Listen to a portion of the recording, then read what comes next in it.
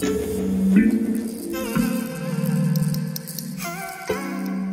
you tell that I'm already getting in the Valentine's Day spirit?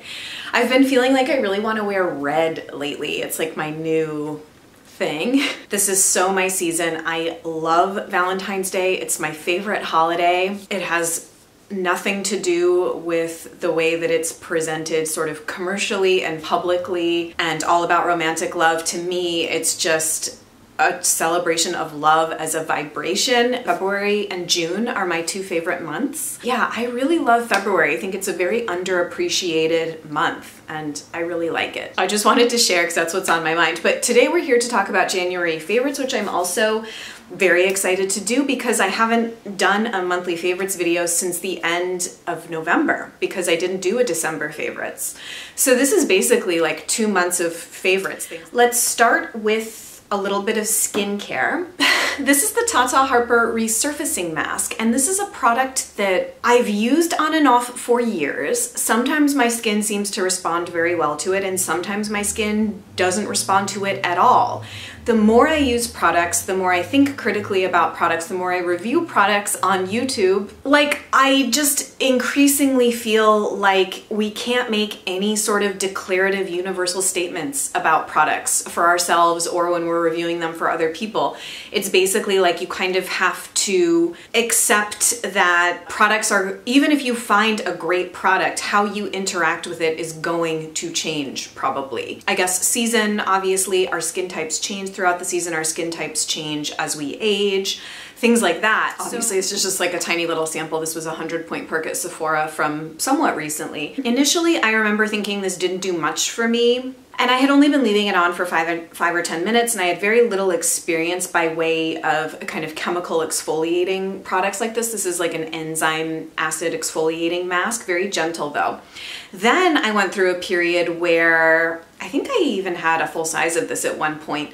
I was leaving it on for longer and my skin responded very well to it. And then I just kind of got swept up with trying other stuff. And when I had this back in my life, I left it on for about 25 or 30 minutes. I've done that twice with this and I've been very pleased with the results. It's not for me like a heavy duty Sunday exfoliation, but as a midweek or like on the go like if you need to take something with you when you're traveling, I think it's great to just leave on for 20 minutes and kind of resurface and brighten. Like I knew I wanted to film today, but I didn't have time to do like a full skincare exfoliation mask situation. So I did this for 20 minutes last night and I thought it gave great results. I think it's too gentle for some people. For me, on my sort of very dry, sensitized winter skin, it's working really well. So I'm actually sort of tempted to buy a full size of it when I'm out of this little thing. This is a repeat product, but when I get questions, as I've been getting in the last probably 2 or 3 months about like, what are you doing differently to your skin? Your skin is looking really good. Thank you, first of all, to the people that have told me that. Literally, I attribute most of it, if not all of it, to the Ayuna products. These were October Beauty Heroes, September or October Beauty Heroes. Best of Beauty for me, probably like my top skincare brand discovery of 2017, and literally I attribute any change that my skin has undergone since the fall to these. In particular the Essence, which was the hero product. I've used about 1/3 of mine, and I also absolutely love the cream too. I'm also about half done with this. It's my favorite face moisturizer, cream face moisturizer I've ever tried. I will absolutely be buying a full size when this is out. It's just perfection. I think by and large, people have loved these products. I've heard a smattering of people saying that their skin was a little bit too sensitive to use the Essence, but by and large, I think most people have echoed the sentiment that this brand is just like truly exceptional and has changed their skin for the better. So I just had to mention them because they've continued to be a favorite since they came in the Beauty Heroes box as one of the most sort of like profound skincare discoveries that I feel like a lot of people in the Beauty Heroes community have made. I had something else I wanted to say about that. Oh, I think that they are extremely expensive and they're probably one of the only items at this price point that I truly think the results merit at the price. Okay, another little thing I've been loving for skincare is I've been trying a sample of the Precious Skin Elixir's Tourmaline Radiance Elixir. I talk about precious skin elixirs quite a bit because I'm good friends with the founder, Marissa. Her sterling honey polish was in my best of beauty from this last year. She lives quite near me, so we meet monthly for coffee, and she brought me this to try the last time that we got together. I haven't tried any of her face oils. She has 3 in her line. Let's see if I can remember them. Amethyst, Moonstone, and Tourmaline, and that's ranked from Amethyst being kind of the most lightweight, Moonstone being kind of a middleweight, and Tourmaline being kind of like the heavy hitter, very moisturizing, nourishing, reparative one. Great for winter skin. However, I don't find that this has been at all too heavy for me to use in the morning. And so my favorite way to be using it is I'll take 3 drops, and I've been mixing it with the Fit Glow Redness Rescue Cream. Now, it's always sort of funny when this happens because this is a co-hero or sidekick in the February Beauty Heroes box, which I haven't reviewed yet. The review will come after this video, so I can actually mention this as being a favorite for me because I have been testing it for the last 2 weeks or so. So for me, it's kind of a January favorite, even though for most people it will end up being a February discovery for them. So I've been loving pumping out a dime-sized amount of the Redness Rescue Cream, 3 drops of tourmaline, and patting that into my skin in the morning. Been such perfection. My skin has been a little bit stressed, I guess I would say, this month. I've been traveling a lot more and just on airplanes, changing climates. My skin has needed like a little bit more TLC. And I also do really like this at night as well. It's so nourishing and just beautiful. It's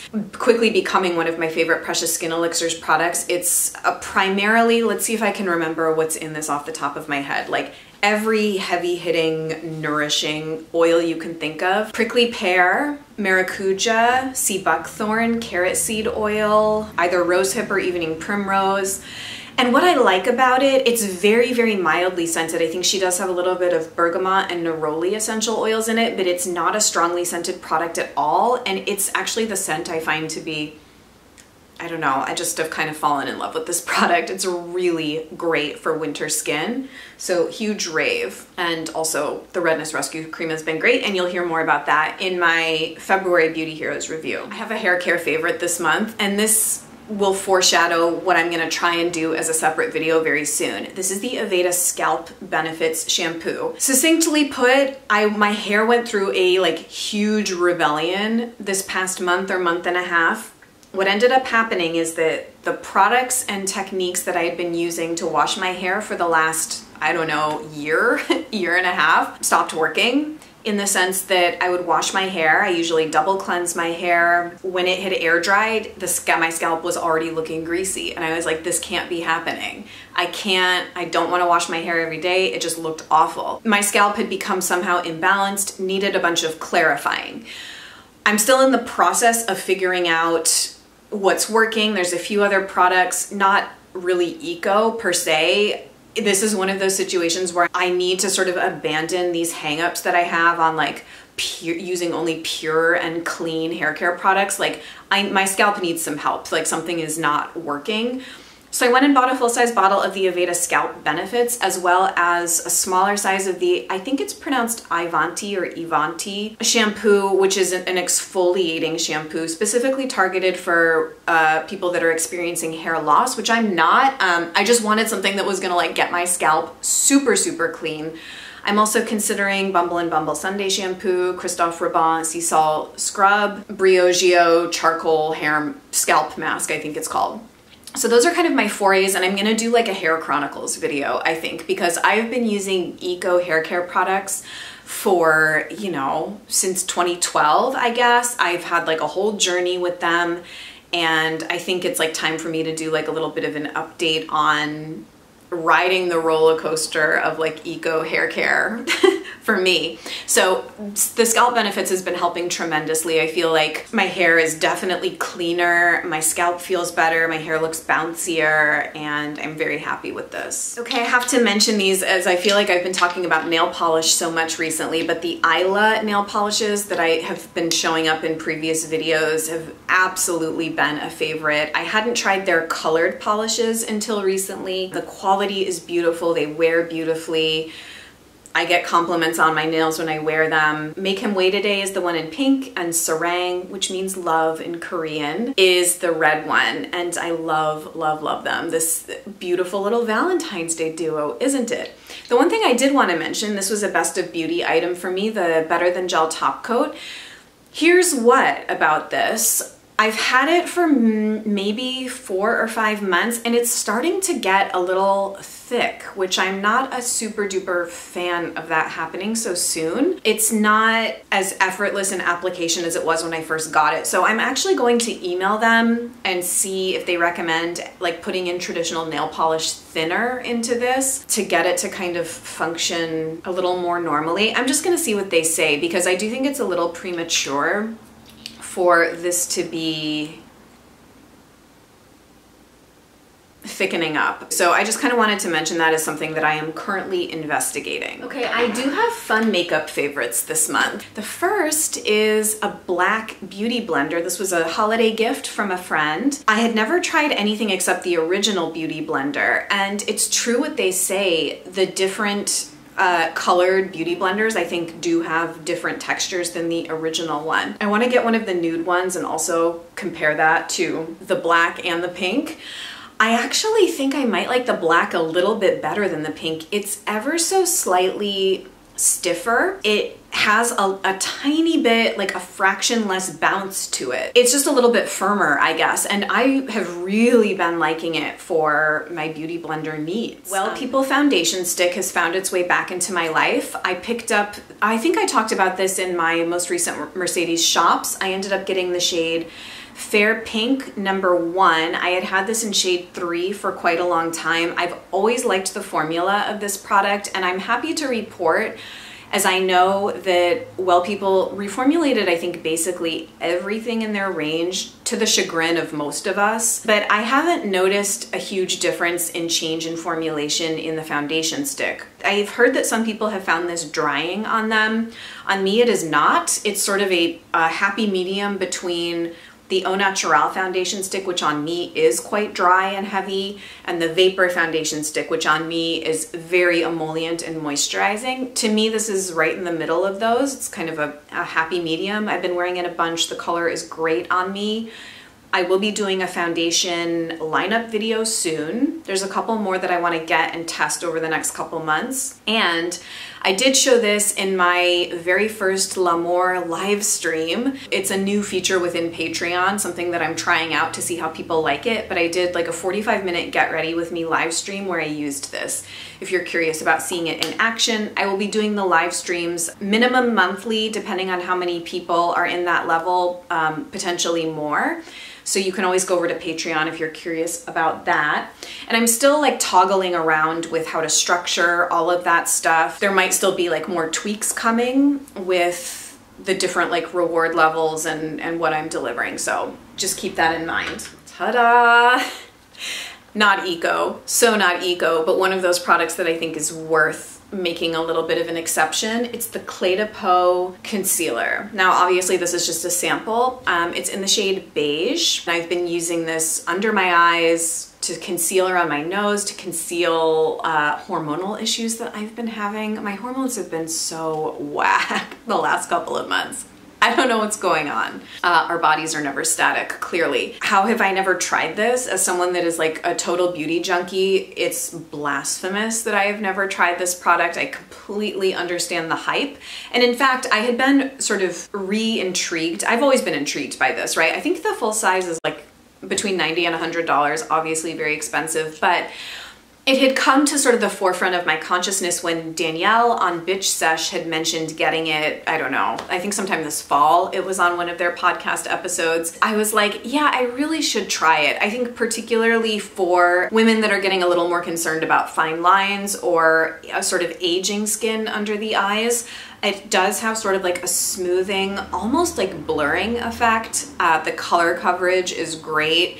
And I think it's an investment that's probably very worthwhile. I've heard that the full size lasts a very long time, and I'm really trying not to slip into a sing-song voice, but I can still hear myself doing it.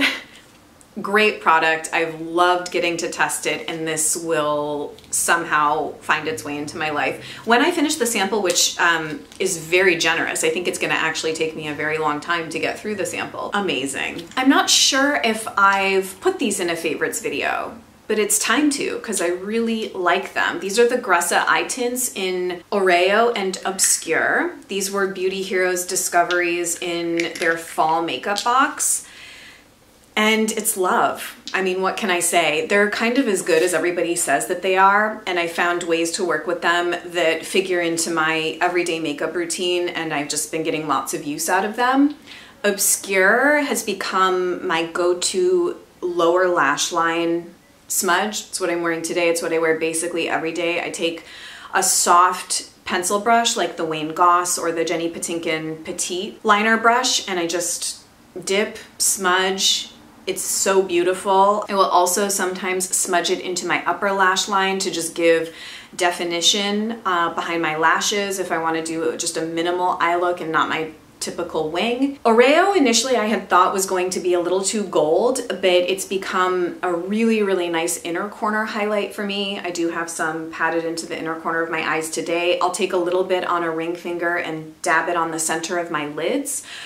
I don't put this all over my lids. I have tried, and I will get a little bit of creasing, but I just think that in general, in terms of eye products creasing on me, I try and avoid taking things up into the crease, because unless I'm wearing an eye primer and using a formula with more unsavory ingredients in it, things will crease on me. I just use this like very judiciously on the lid for like a tiny bit of sort of reflection, and they will last forever. I mean, it's so much product. It's like, I've said this before, I just wish brands would be conscious of the amount that they're delivering so that consumers can actually get through them in a reasonable amount of time. I mean, I know that as a formulator and maker, you're always sort of like, you have to make your profit margins worthwhile, but I mean, that would be my only gripe about these, is it's just honestly too much product. They could have it and have the price, and I think, you know, consumers might be a little happier, but the formula is really fantastic, and I hope that it stays fantastic over time.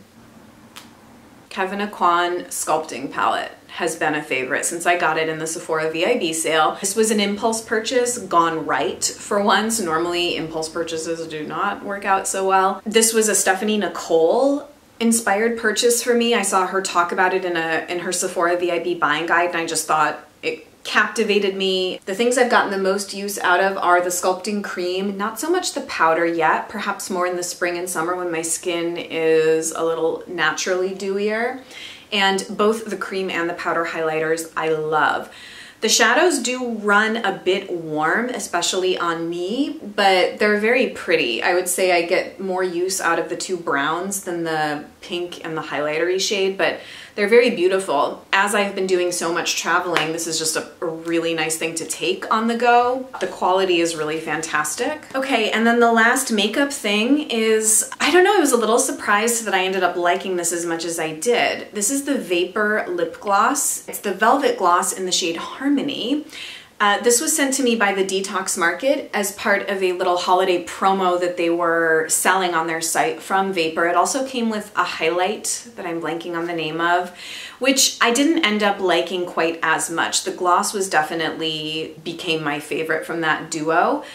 This is great. I mean, I totally thought I was not gonna like having, first of all, I don't like lip gloss. Second of all, what was I gonna do with like a lip gloss in a little pot like this? It's one of those products that really seems to benefit the condition of your lips in addition to just being very pretty and also comfortable. I really like this, just a tiny bit patted into the center of a matte lipstick. So for example, the Bite Multi-Stick, I wear mascarpone very frequently, and I've just taken to adding a little bit of this gloss kind of on the center, and it's just super comfortable and beautiful, and it doesn't look gloss-like. Like, it's not shiny at all. It's just kind of moisturizing and plumping almost. It has a really pretty fruit punch scent that's mild, but like very pleasant actually. It kind of reminds me a little bit of little girl makeup, but it's very fun. I mean, it's just kind of fruity and light and flirty and playful, and I think it's a really nice product that I was quite impressed that I liked. The only downside is the packaging. Like, it is a little clunky, so it's not great on the go, but I will throw this in my makeup bag and take it to work very regularly. For lifestyle, I have, I think, 3 things to tell you about. So the first is my new iPhone. Over the holidays, I've finally upgraded from an iPhone 6 to an iPhone 8. And it was honestly out of desperation because, as you probably know if you're an iPhone user, they intentionally will slow down older models to basically force you to upgrade, which is just like, don't even get me started on all my conspiracy theories about mind control and technology in the world today. Totally a topic for another video. I upgraded to an iPhone 8 and I really like it. I've heard people say that they don't think the jump from the 6 to the 8 is like that noteworthy, but I've noticed quite a bit of improvements. I just think that the experience of using it is smoother for me, and the camera is significantly better. I just think that like the pictures that I take for Instagram, the quality is noticeably better to me just using the camera on this. This is what I used to record my live stream on, and I thought it came out really well. And yeah, I just think that the functionality on it's nice, and I've really been enjoying it. My case is from Free People, in case you're curious. I really don't like iPhone cases. I don't like anything that's like very clunky, and I just kind of wanted something very minimal but also pretty. I like this. Okay, another favorite I don't have, but I will, in my possession, but I will show you a screenshot. It's a new little snack bar that I'm obsessed with, and they're called dosha bars, after the Ayurvedic typology of Vata, Pitta, and Kapha. I've been curious and intrigued and drawn towards Ayurveda for 15 years, probably. Actually, one of my kind of like health goals for the year is to have a consultation with an Ayurvedic practitioner, perhaps at Kripalu, which I'm sort of near, and then I also want to have a medical astrology consultation. Those are kind of my 2 health goals for 2018. I was thinking too, I'd like to do like a health update video, just because I haven't really talked a lot about, you know, how I've progressed after the medical intuitive experience, which I'm no longer engaged in, but just kind of like where I've been at with all of that, kind of the new avenues that I want to pursue. So I'm thinking about doing like a health update video coming up if you would be interested. Okay, so these dosha bars are delicious. I think that they're actually locally made, produced in the Northeast, so they're local or regional to me. You know, I've tried to type myself before. I don't know, I think I actually might be tridoshic, which is why I really need to just work with a practitioner. I looked at the ingredients for all 3, and the Vata and the Pitta ones resonated with me the most, so those are just the ones I go with. They're really delicious, and the reason that I like them so much is that I can't eat snack bars that have a lot of nuts in them. They just make me feel sick. Like Lara bars, I can't digest properly. I don't know why. They just always don't make me feel well. I do still eat macro bars, which I seem to digest very well, and the dosha bars, they're seeds rather than nuts and dried fruit and like brown rice syrup. So the ingredients are just really digestible and yummy. I mean, they're kind of expensive. I have a case of them sitting in my Amazon cart, so some of the flavors are on Prime. I don't know, to me it's worth it to invest in a high quality snack like that so that I don't feel like I'm eating junk when I'm too busy to always prepare food in advance and stuff. So I recommend those. I think they're really, really good. And then the last lifestyle thing I'll tell you about is the book that I'm reading. There's like a whole sort of backstory behind this. This is a translation from the original French book. I think it's Chanson douceur or something, sweet song.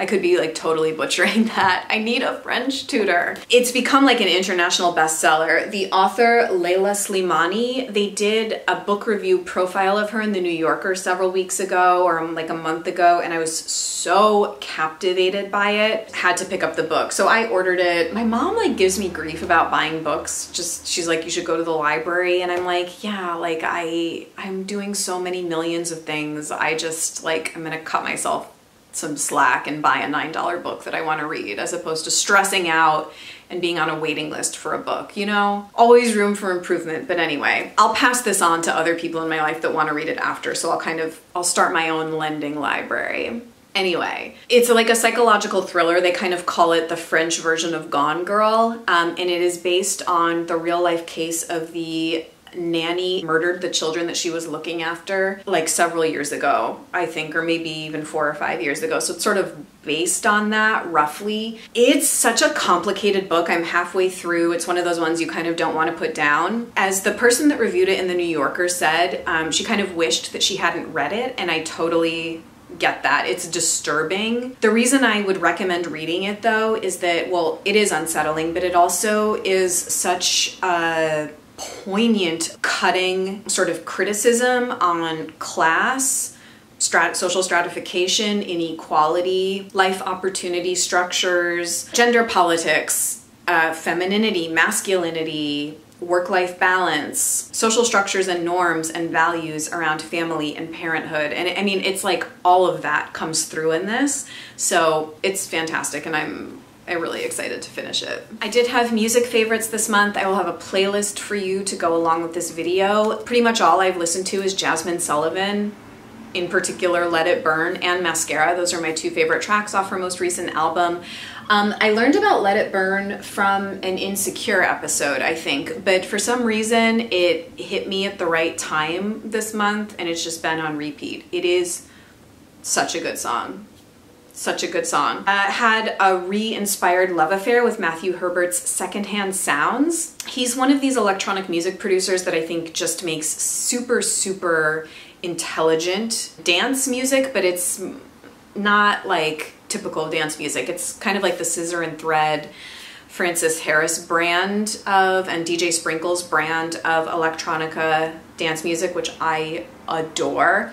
This album is like 10 years old, and I kind of rediscovered it this month and filled my heart with so much joy and inspiration. I have been having a huge moment with Chaka Khan. She's like my favorite to listen to when I'm walking in the morning from the train to my office. Oftentimes I'll get off on stops that are quite far away so that I can just do some urban city walking in the morning. Chaka Khan just like gets me going in the morning. She is my queen. I'm also gonna throw in an Etherwood track called, I think it's called Away With Me. And it's another track that just sort of serendipitously popped up on a shuffle. It's like, here's what ends up happening with music. I have so much of it, and only certain songs are kind of at the forefront for me at any given time. That's why I like to shuffle regularly through my library, because things will come up and hit me in a different way. Because, as kind of tying back to what I was talking about with the skincare, it's like where you're at and your vibration, I guess, and your energy is always changing. So it's kind of like everything old becomes new again, and that's how I feel when certain music I have that I've had for 5, 10, 15 years, it'll come back and sort of hit me in a totally different way. So this Etherwood track just feels like the most innocent, playful, free kind of love. It's just so beautiful. There has to be a word for the feeling of something that's so beautiful that it makes you want to cry, not out of sadness, but almost out of like the beauty of it. I think there actually is a word for that. So that's it for January favorites. Thank you so much for watching. As always, me just ramble on about random things. I really appreciate you guys, everyone that's over on Patreon and helps support my work on L'Amour et la Musique. Thank you. Thank you for everyone watching this. Make sure to subscribe so you don't miss any of my Sunday videos. If you guys are having a beautiful Sunday, I am actually in Chicago when you're watching this. I'm filming it in advance, but when you see it, I will be in Chicago, and it's Super Bowl Sunday, I guess, when I've planned for this video to go up. So let's all collectively cheer against the Patriots. I mean, I don't like either team, but I really do not like the Patriots. I am a Steelers fan, in case you were curious. So I'm rooting for the Eagles by default. So on that note, I will see you guys probably next in my February Beauty Heroes review, which I'm so amped to do, featuring Fit Glow, which people are very, very curious about. So I'm excited to share my thoughts. Please feel free to leave me any comments or questions you have. As you know, highlight of my day is reading your comments on Sundays. Thank you for watching. I'll see you next weekend. Bye. I'll stray off the path, let me follow me back.